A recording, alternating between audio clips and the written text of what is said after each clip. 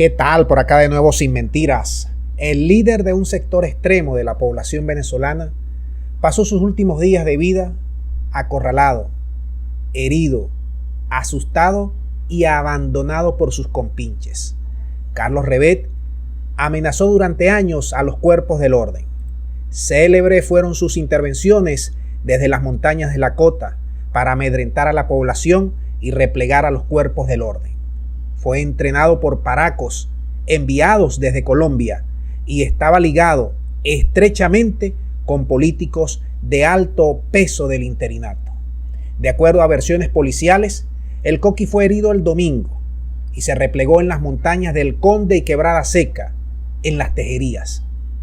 Sin embargo, ante el avance de helicópteros y comandos del CONAS, CICPC y Policía Nacional Bolivariana, decidió regresar al sector de La Arenera, donde se sentía seguro y pensaba era imposible que dieran con su concha.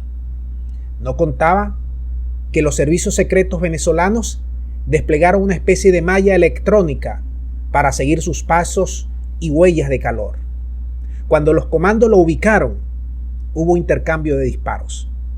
Coqui estaba con el único amigo que lo defendió, alias Negrín, un poderoso y peligroso maleante que hizo su vida en La Bombilla, en Petare, y que estaba aliado con los irregulares.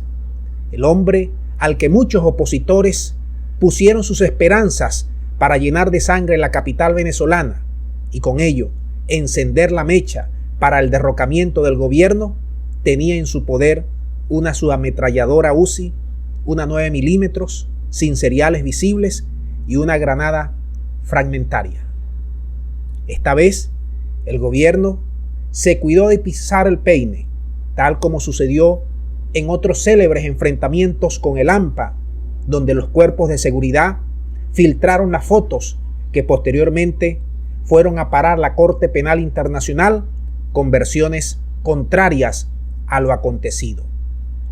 Es por ello que aún muchos siguen esperando las fotos del que fuera un fetiche para el interinato, así como otros caídos que alzaron armas contra la República y que tendrán similar final.